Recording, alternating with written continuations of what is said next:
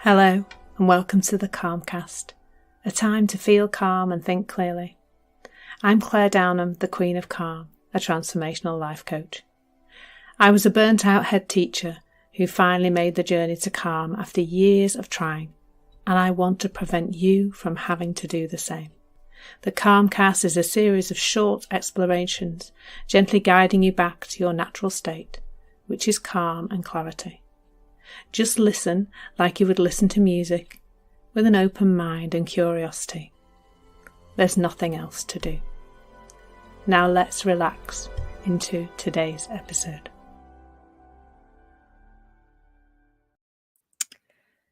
So today we're going to explore igniting motivation, insights from the 3 principles. And really I'm just going to share today some insights I've had around motivation that I hope you will find helpful in this kind of exploration we're having at the moment around productivity. As you probably already have heard from me, productivity or motivation or trying to have more of it and not procrastinate, all these things were all a massive part of my life for a very, very long time, and working on that was part of my life. So one of the first insights I had around productivity, I have to say that when I started on this journey, it probably wasn't one of the first things to fall away, really. It probably took a little while before I started to have these realizations around productivity and a motivation that I hadn't really had before. It did take a while before I started to just notice that I was naturally being more productive and doing more of the things that I set out to do each day. And the first thing was, well, the first thing and the second thing are kind of connected, really. The first thing was this realization that I don't have to feel a certain way to do things. Prior to this insight, I absolutely fundamentally thought I did. So I would spend a lot of time on a daily basis trying to soup myself up to the state where I could do things, because I thought I had to feel a certain way to get things done at all. That was a definite seeking I had to feel differently so that I can get things done. So I would spend a lot of time in the morning doing all sorts of rituals and routines and exercise and affirmations and, bullying myself up to the point where I thought I could get more done, very much getting into the state like somebody like Tony Robbins might describe. And it was a lot of work, and it took a lot of energy. It took a lot of time. So I guess maybe by the end of some of these things, doing these things, I felt a little bit better and a little bit brighter maybe. But I definitely thought that I had to, but actually, let's go back a bit. I never really felt how I thought I needed to feel to get the things done in a kind of seamless way, like that it would be with ease, I guess, is what I was trying to create. So I was always playing with that morning routine, that morning ritual, changing it, adapting it, getting it to be different, trying to get to a different state, some kind of higher level of motivation feeling that I was looking for. And so that was an ongoing task, really, to keep playing with the affirmations, to keep playing with the order in which I did things. I remember reading the book, is it called The 5 a.m. Club or something like that? I can't remember the author. Somebody else will remember. And that book, before that, I was doing meditation first and then exercise. And after I read that book, I did exercise then meditation, because I thought that he kind of said that was better. So I did it. I swapped it around to try and ignite my motivation. And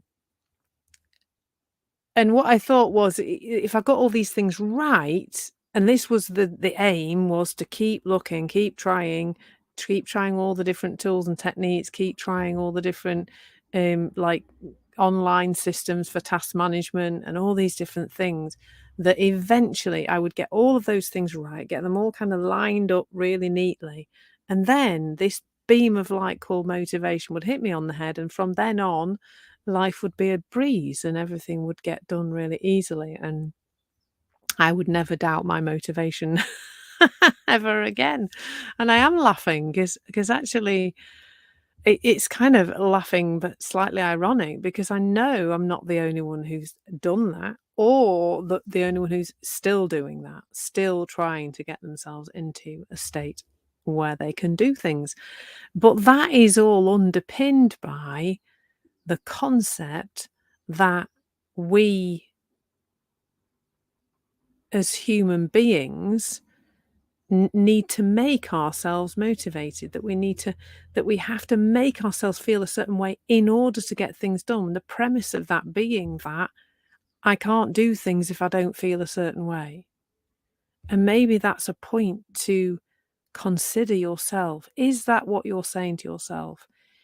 If I don't feel X, I can't do Y. If I can't get myself into this particular state of energy, state of mind, state of whatever, if I haven't got the right task management kit, if I haven't got that, I cannot be productive. I cannot do the things I would like to do. Then that's a misunderstanding because we fundamentally don't need to feel any way at all in order to do things. And it's easy to see that when you look at other aspects of life that are not to do with your work or your business. Like, do you need to get yourself into a certain state of mind to, go do the shopping? Well, maybe you do, but there'll be some things in your life that you just do without needing to psych yourself up to do them, without needing to make yourself feel a certain way to do them.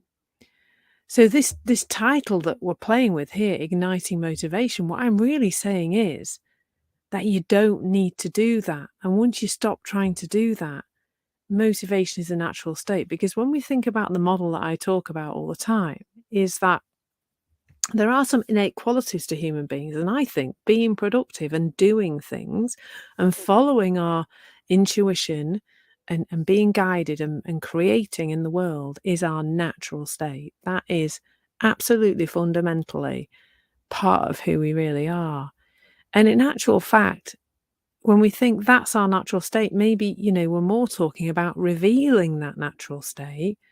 And to do that, it's thought that's in the way, isn't it? It's our psychology. It's all the stuff we've learned about, what tasks are nice tasks and what tasks are not nice tasks and what tasks we're capable of and what those tasks might mean about the future and, all that noise.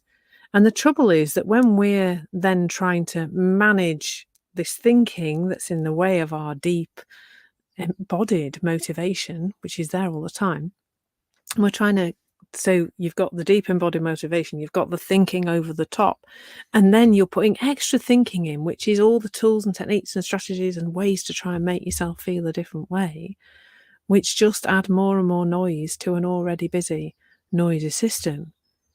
And what I'm saying is that your natural state is productivity. Your natural state is motivated.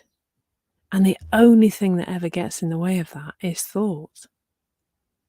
It's thought that pulls you down into this space of not feeling like doing things.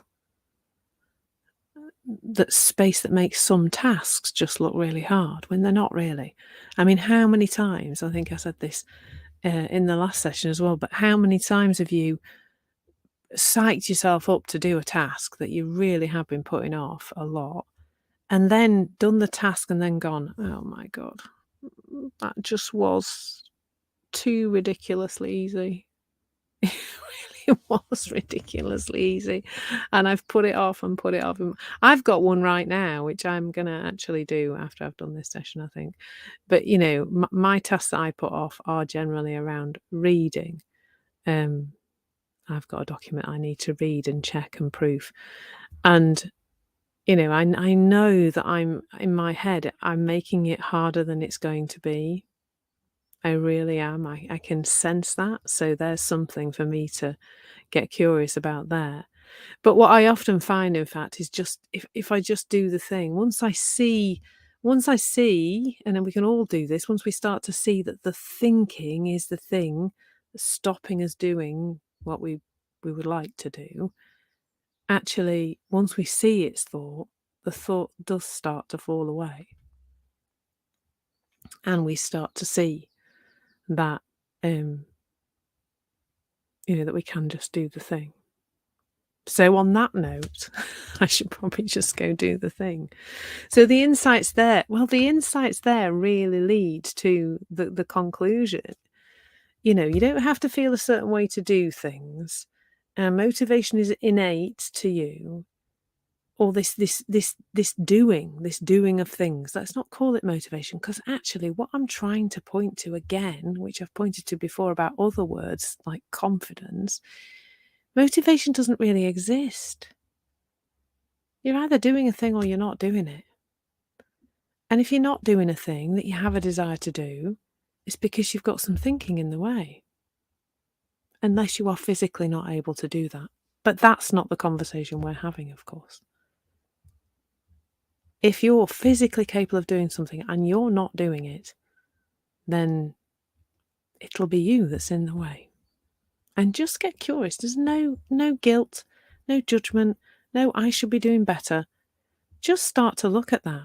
Because right now, as I'm thinking about this thing that I need to read, I'm seeing the story I've wrapped around it and how I've avoided it over the last week or so.